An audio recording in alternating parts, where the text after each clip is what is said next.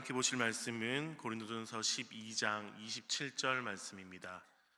고린도전서 12장 27절 말씀, 제가 가진 성경으로 신약 278쪽에 있는 고린도전서 12장 27절 말씀을 제가 봉독해 드리도록 하겠습니다.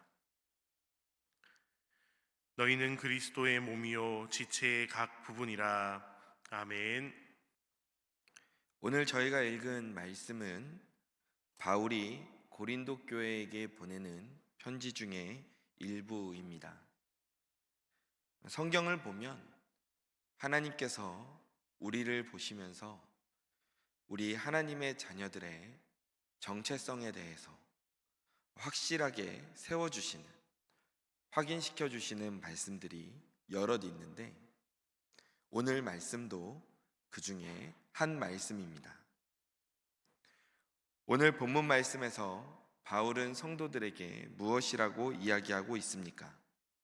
오늘 본문 말씀을 다시 한번 읽어보겠습니다.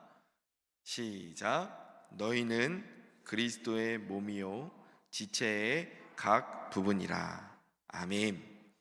우리들은 그리스도의 몸이고 그리고 지체의 각 부분들이다 라고 말합니다. 이것이 바로 우리 하나님의 자녀들의 정체성이라는 것입니다. 또 에베소서 1장 22절 말씀을 보면 이렇게 나와 있습니다. 또 만물을 그의 발 아래에 복종하게 하시고 그를 만물 위에 교회의 머리로 삼으셨느니라. 아멘. 또 골로새서 1장 18절에서는 이렇게 고백하고 있습니다. 함께 읽어보겠습니다.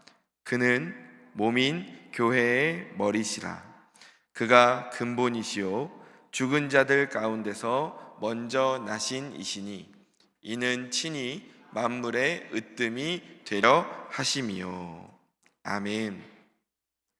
성경을 보면 예수님께서 교회에 무엇이 되신다고 말씀하십니까? 교회의 머리가 되신다고 말씀하십니다. 그리고 오늘 본문을 보면 우리는 무엇이라 말씀하십니까? 그리스도의 몸이라고 말씀하고 계십니다. 그러니까 저희가 앞서 살펴본 말씀들을 정리해 보면 예수님은 교회의 머리가 되시고 또 우리의 머리가 되신다는 것입니다. 그리고 우리는 예수님의 몸이며 또 우리 한 사람 한 사람이 하나님이 거하고 계시는 교회가 된다는 것입니다. 예수님은 우리의 머리가 되시는 분임을 기억하시기 바랍니다. 그런데 이렇게 예수님이 우리의 머리가 되십니다 라는 말씀을 들으시면 어떤 느낌이 드십니까? 아, 그런가 보다 라고 생각하실 텐데, 예를 들어 보면 제가 머리라고 하고, 예를 들어서 제가 머리라고 하고, 그런데 제 옆에 있는 어떤 지체는 손가락이고, 그리고 또 그 옆에 있는 어떤 지체는 손톱이다 라고 이야기를 한다면 어떤 느낌이 듭니까? 머리에 비해서, 손가락에 비해서 손톱이 조금 더 가치가 상대적으로 중요하지 않은 것처럼 그렇게 느껴지지 않습니까? 누가 봐도 머리와 손가락과 손톱 중에서는 머리가 가장 중요한 것처럼 느껴집니다. 실제로 우리의 몸이 움직이는 이 원리만 봐도 머리가 가자고 하는 대로 몸이 따라가지 않습니까? 그리고 우리가 서로에 대해서 소개할 때 이 사람은 내 친구인데 내 오른팔과 같은 친구야 라고 이야기를 하면 이만큼 이 사람이 나를 중요하게 생각하는구나 라는 느낌이 들기도 하지만 동시에 조금 다시 생각해 보면 뭐야? 내가 뭐 자기 오른팔이면 자기가 가자는 대로 다 따라가는 그렇게 붙어 있는 그런 사람이라는 거야? 종속된 느낌을 받기도 합니다. 사실 우리도 이 말씀을 읽다 보면 당연히 예수님께서 우리의 머리가 되신다는 것을 인정하지만, 아, 그래, 나는 그리스도의 몸이구나. 내 머리는 예수님이구나. 이것을 인정하고 받아들이지만, 동시에 이 말씀을 읽다 보면 얼핏 나는 예수님보다 더 낮은 존재, 그리고 나는 예수님이 하자는 대로, 또 예수님이 하라는 대로 거기에 종속되어 살아가는 존재인가? 라는 생각이 들 수도 있습니다. 그런데 우리 예수님은 그런 뜻으로 우리에게 이 말씀을 하신 게 아닙니다. 예수님께서 우리에게 너는 내 몸이야 라고 말씀하실 때는 너는 머리인 내가 하라는 대로 해, 이 말씀이 아니라 다른 하나님의 마음이 담겨 있습니다. 이 하나님의 마음이 어떤 마음일까요? 얼마 전에 유튜브에 이 영상이 올려져 있는 것을 봤는데, 동계올림픽 때 우리나라 선수들이 그 쇼트트랙 경기에서 활약을 하는 그런 영상이, 겨울이라 그랬는지 모르겠는데 이 영상이 하나 올라와 있는 것을 보게 되었습니다. 이 쇼트트랙 경기가 우리나라가 강점을 가진 나라이기도 하고 또 그만큼 메달을 많이 따는 종목이기도 하기 때문에 전 국민이 관심을 가지고 지켜보는 종목인데요. 그런데 이 쇼트트랙 종목을 훈련하는 선수들의 이야기를, 인터뷰를 같이 보니까 운동을 할 때 이 상체 운동을 20에서 30 정도 한다 하면 하체 운동을 70에서 80 정도 한다고 합니다. 그만큼 이 허벅지 근육이 굉장히 이 쇼트트랙에서 중요하기 때문에 훈련을 할 때에도 이 하체를 훈련을 집중적으로 한다고 합니다. 그런데 이 쇼트트랙 경기를 보고 이제 이 선수가 잘해서 메달을 받지 않습니까? 1, 2, 3등 안에 들어오면 메달을 받죠. 그러면 그 메달을 어디에 걸어줍니까? 선수의 목에 걸어줍니다. 그런데 사실 이 선수가 메달을 따게끔 해준 가장 중요한 역할을 한 부위는 어디입니까? 허벅지입니다. 그러면 메달을 허벅지에 걸어줘야 되는 거 아닌가요? 허벅지가 가장 중요한 역할을 하지 않았습니까? 그런데 메달을 걸어주는 것을 보면 목에 걸어줍니다. 가장 중요한 역할을 했던 하체, 다리에다가 메달을 주는 게 아니라 그 선수 자체에게 메달을 주는 겁니다. 당신의 허벅지에게 메달을 줍니다가 아니라 당신에게 메달을 줍니다가 되는 겁니다. 그리고 그 메달의 영광을 특정 몸의 부위만 누리는 게 아니라 목에다가 메달을 걸어줬다고 그 선수의 목만 기뻐하는 게 아니라 모든 몸이 그 영광을 함께 다 누립니다. 그 다리의 뛰어남과 그 다리의 수고함으로 인해 모든 몸이 함께 영광을 누리는 것입니다. 마찬가지입니다. 예수님께서 우리의 머리가 되신다고 말씀하십니다.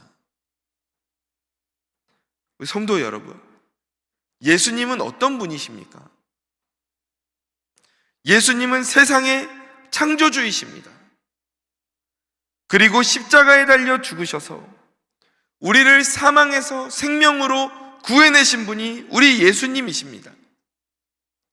이 세상 그 누구도 할 수 없는 일을 행하셨고 또 그 일을 하시기 위해 사람의 몸을 입고 이 땅에 오신 분입니다.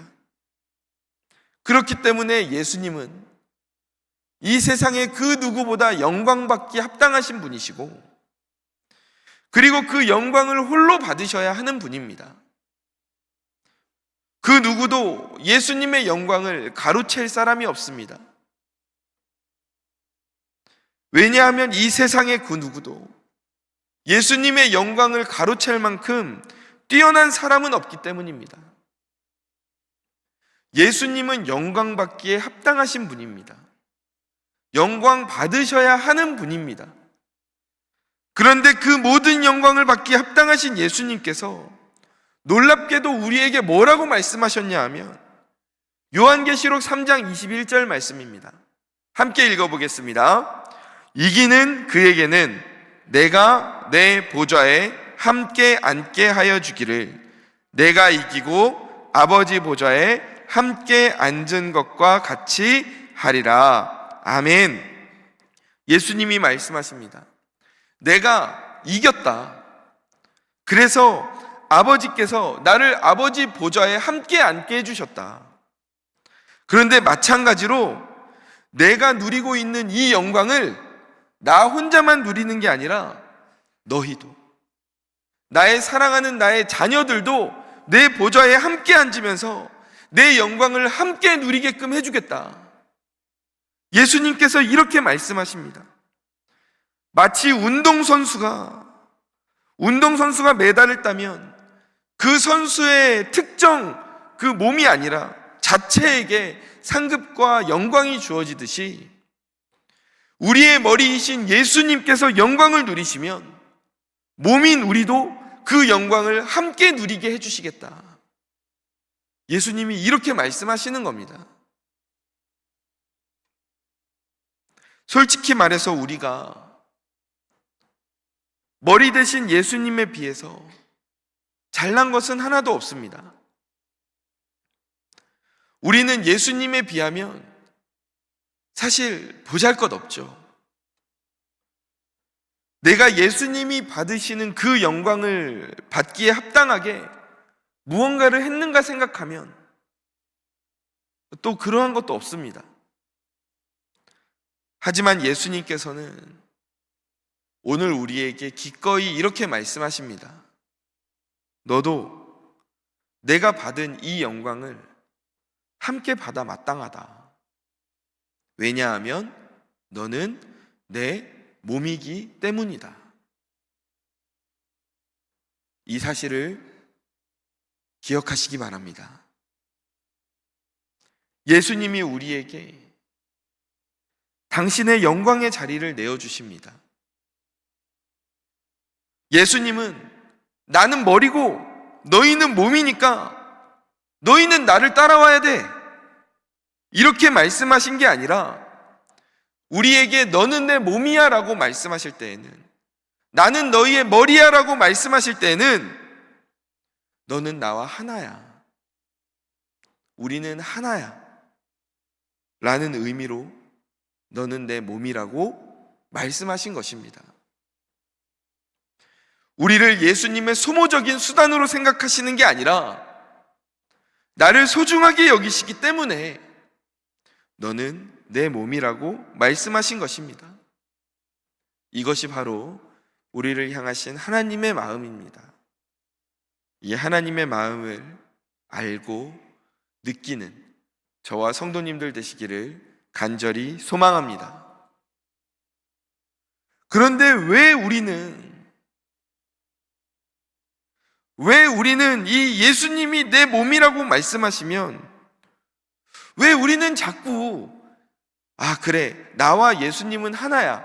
예수님은 나를 소중히 여기셔서 너는 내 몸이라고 말씀하신 거야. 이렇게 느껴야 되는데 왜 우리는 자꾸 예수님이 나를 소모품처럼 여기시나? 왜 이런 생각이 자꾸 들까? 우리가 그만큼 세상의 생각에 익숙해져 있기 때문입니다. 이 세상은 어떤 생각을 가지고 있습니까? 진화론이 지배하고 있는, 적자 생존, 약육 강식, 이러한 것이 세상의 생각의 흐름입니다.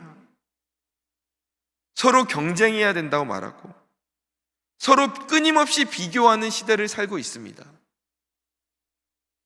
우리 아이들이 어릴 때부터 학교를 들어가면 경쟁이 시작되지 않습니까?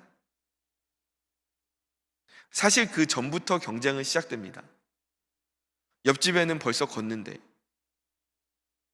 옆집에는 벌써 엄마, 아빠하고 말도 시작한다는데, 우리 교회 집사님 아들은 벌써 구구단을 외운다는데, 이러면서 참 어릴 때부터 이 비교가 벌써 시작되지 않습니까? 학교를 들어가면 더 심해지죠.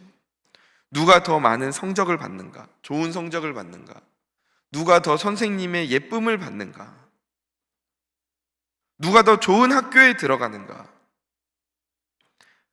그리고 성장하면 직장에 들어가서도 경쟁이 아닙니까? 누가 더 많은 월급을 받는가? 누가 더 높은 자리에 올라가는가? 누가 더 상사의 눈에 드는가? 결혼을 하고 가정생활을 한 이후에도 계속해서 비교하고 경쟁합니다. 누가 더 좋은 차를 타는가? 누가 더 좋은 집에 사는가? 누가 더 자녀 교육을 더 열심히 하는가? 그런데 그 비교와 경쟁의 결과가 무엇입니까? 세상에서는 어떻게 말합니까? 이 비교에 처지고 경쟁에 처지면 세상에서는 당신은 쓸모가 없다라고 말을 합니다. 세계적인 기업인 구글이나 넷플릭스와 같은 기업들은 근무 환경이 굉장히 좋기로 유명합니다. 이 직원들이 일을 할 수 있는 너무 좋은 환경을 주고 그만큼 많은 월급을 준다고 합니다. 그런데 그 이면에는 어떠한 모습도 있느냐? 그 사람이 내고 있는 성과를 전체적으로 판단해서 자신들이 투자하는 만큼 그 이상의 결과물을 내놓지 않으면 가차없이 하루아침에 해고시킨다고 합니다. 그런데 이 기업들의 모습도 이야기를 들으면 너무 놀라운데, 더 놀라운 건 뭐냐 하면 우리가 어느새 이것을 당연하게 여긴다는 겁니다. 그치, 그만큼의 가치가 없는 사람이면 그렇게 해도 되겠지, 이런 생각을 우리도 세상의 생각을 너무 자연스럽게 받아들입니다. 그런데 이러한 일을 한두 번 겪고 나면 우리 마음속에 어떤 마음이 듭니까?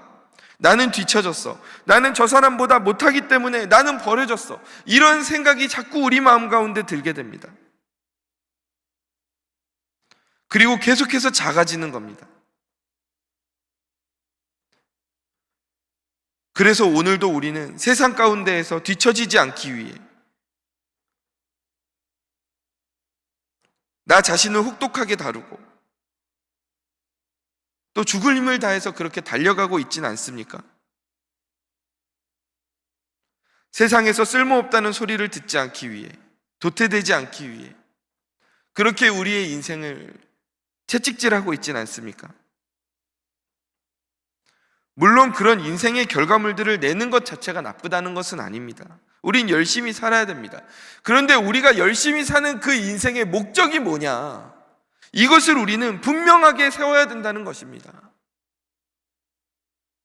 만약 우리가 열심히 살아가는 이유가 세상에서 뒤처지지 않기 위한 목적이라면, 만약 우리가 정말 죽을 힘을 다해서 사는 이유가 세상에서 버려지지 않기 위해서라면 우리의 인생의 방향에 문제가 있는 것입니다. 예수님은 우리에게 말씀하십니다. 내가 받은 영광을 너도 같이 누리는 게 마땅하다. 왜냐하면 너는 내 몸이고 우리는 하나니까. 그렇다면 반대로 왜 우리는 오늘 하루를 열심히 살아가야 합니까? 나의 열심을 통해 머리 대신 예수님께서 영광을 받으실 수 있기 때문입니다. 나의 삶을 통해 예수님께서 영광을 누리실 수 있기 때문입니다. 운동선수의 다리를 통해 그 몸이 모두 다 영광을 누리듯이 내가 예수님께 영광을 돌리기에 합당한 삶을 살 때 예수님께서 영광을 받으시고 우리 모든 지체들이 그 영광을 함께 누릴 수 있기 때문입니다. 그렇기 때문에 우리는 오늘도 열심히 우리의 삶을 살아가는 것입니다. 그냥 열심히 사는 게 아니라 하나님의 말씀 위에서 그 말씀을 따라서 열심히 내 삶의 궤도를 걸어가고 있는 것입니다. 왜요?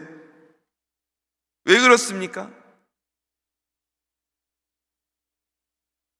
나를 통해 예수님께서, 하나님께서 영광을 받으실 수 있기에, 하나님의 영광이 되는 것이 우리의 삶의 목적이기에 우리가 하나님 말씀 붙들고 오늘 하루도 열심히 성실하게 최선을 다해서 하나님 앞에서, 하나님 안에서 살아가야 한다는 것입니다.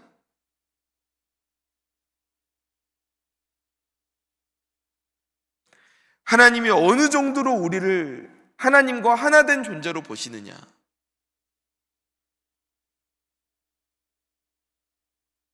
사도행전 9장 4절 말씀을 보면 하나님께서 사울에게 무엇이라 말씀하십니까? 사울아 사울아 네가 어찌하여 나를 박해하느냐? 라고 말씀하십니다. 사울이 그리스도인들을 잡아 죽이고 가두기 위해 다메섹이라는 도시로 가고 있는데 그 가는 길에서 하나님께서 사울에게 나타나십니다. 그리고 사울에게 말씀하십니다. 사울아, 네가 어찌하여 나를 박해하느냐? 그런데 사울이 하나님을 핍박한 적이 없습니다. 사울은 하나님을 가둔 적도 없습니다. 그런데 왜 하나님이 사울아, 왜 네가 나를 핍박하냐? 왜 이렇게 말씀하십니까?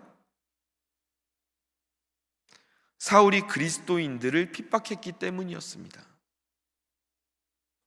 예수님의 몸, 예수님의 각 부분인 우리들을 핍박했기 때문에 하나님께서는 사울에게 네가 나를 핍박한다.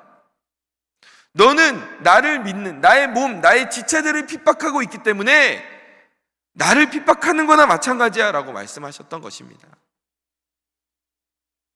그 정도로 하나님께서는 우리를 보실 때 우리와 하나님을 따로 떨어진 존재로 보시는 게 아니라 내가 주님 안에 거하고 주님이 내 안에 거하시는 그러한 하나가 되어 있는 그 모습으로 우리를 바라보고 계시는 것입니다.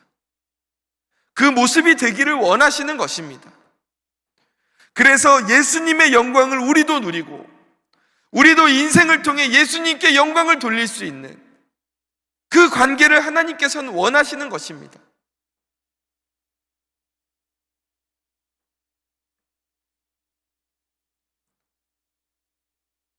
이 하나님의 마음이 우리에게 더 큰 은혜가 되는 것은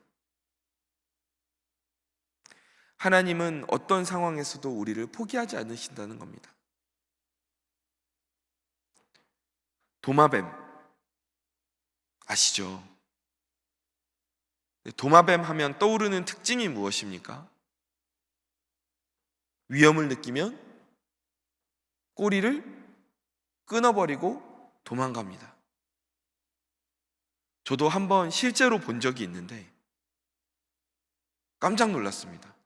갑자기 위험이 느껴지니까 꼬리를 탁 끊고 몸만 도망가 버리더라고요.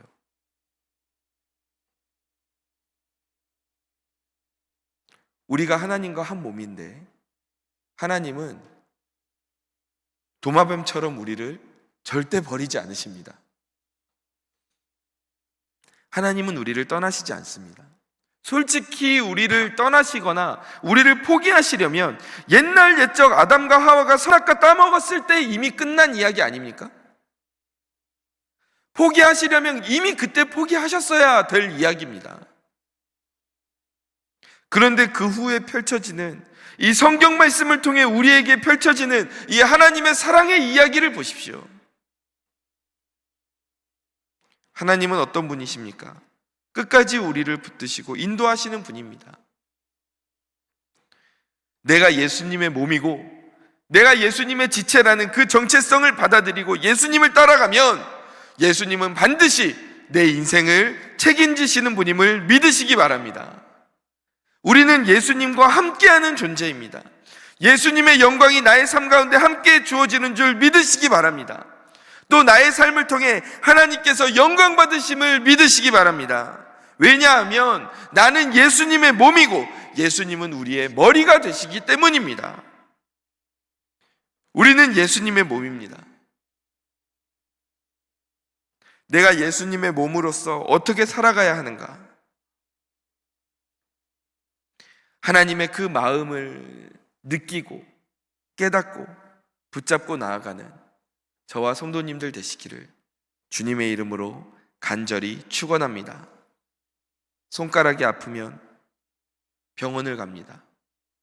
병원을 갈 때는 발이 움직여줘야 갑니다. 모든 몸이 손가락을 위해 함께 움직입니다. 손가락 혼자 가서 병원 다녀오라고 말하지 않습니다. 마찬가지입니다. 예수님께서는 우리 삶 가운데 문제가 생길 때 결코 너 혼자 가서 알아서 해결하고 오라고 말씀하시지 않습니다. 머리 대신 예수님은 너에게 이런 문제가 있느냐?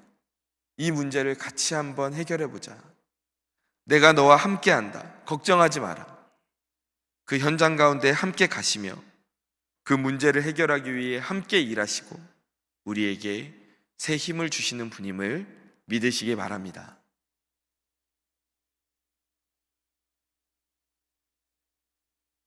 말씀을 정리하겠습니다. 우리 사랑하는 성도 여러분,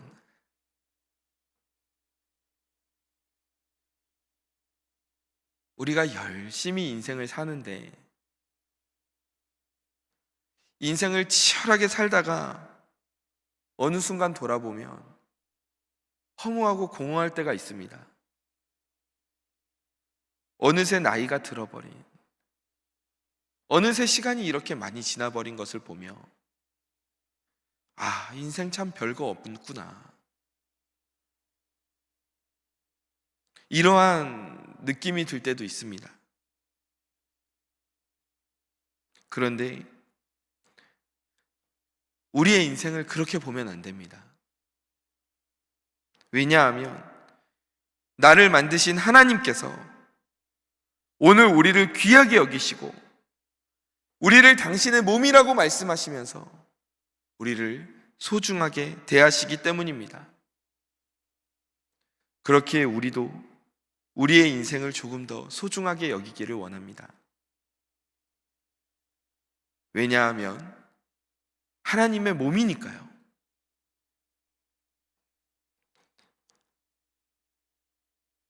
단순한 인간 중심의 이야기를 드리는 게 아닙니다. 우리가 우리를 소중히 여겨야 되는 건 우리가 하나님의 몸이고 그리고 우리를 통해 하나님께서 영광을 받으시기 때문에 우리의 인생이 가치 있고 우리의 인생이 소중하다고 말씀드리는 겁니다. 하나님이 오늘 우리를 소중하다고 여기시는데 너는 내 몸이야. 너는 나와 하나야. 나는 너를 통해 영광 받고 나는 내 영광을 너희에게 나눠줄 준비가 되어 있다고 말씀하시는데 세상에서 우리를 보고 뭐라고 떠든다 한들 그 말이 무슨 의미가 있겠습니까? 나는 약하나 하나님이 오늘 우리의 머리가 되시기에 우리의 인생이 가치 있음을 기억하시기 바랍니다. 오늘도 우리의 머리 대신 그 예수님과 함께 우리에게 주어진 인생을 열심히 살아가며 하나님께 영광 돌리고 또 하나님의 영광을 누리고 나누는 저와 성도님들 되시기를 주님의 이름으로 축원합니다. 사랑이 많으신 하나님, 오늘 우리는 하나님의 말씀을 통해 우리는 예수님의 몸이라는 것을 다시 한번 알게 되었습니다. 그런데 우리가 이 말씀을 읽고 듣다 보면 우리는 예수님께 종속된, 그냥 예수님이 하자는 대로 따라가는 그러한 존재인가 싶을 때도 있는데, 하나님께서는 그런 의미로 말씀하시는 게 아니라, 세상의 생각처럼 우리를 이용하시려는 게 아니라, 너는 내 몸이다, 나에게 꼭 필요하다, 내가 받는 영광을 너도 함께 누릴 수 있게 하겠다, 내가 너희를 통해 영광 받는 그러한 시간이 오기를 원한다. 하나님께서는 그 마음으로 우리를 몸이라고 부르셨다는 것을 다시 한번 깨닫게 되었습니다. 주님, 그렇기에 오늘 우리의 인생이 소중합니다. 오늘 내 삶이 소중합니다. 세상에서는 세상의 판단 기준으로 우리를 보며 비교하고 그리고 뒤처졌다 말할지 모르나, 하나님, 우리는 하나님의 평가가 중요합니다. 오늘 내 안에 계시며 내가 주님 안에 있을 때 내 인생이 가치 있고 소중하게 됨을 다시 한번 알게 되었사오니, 주여, 주님과 함께 승리하며 나아가는 저와 우리 모든 성도님들 되게 하여 주옵소서. 사랑이 많으신 예수님의 이름으로 기도드립니다. 아멘.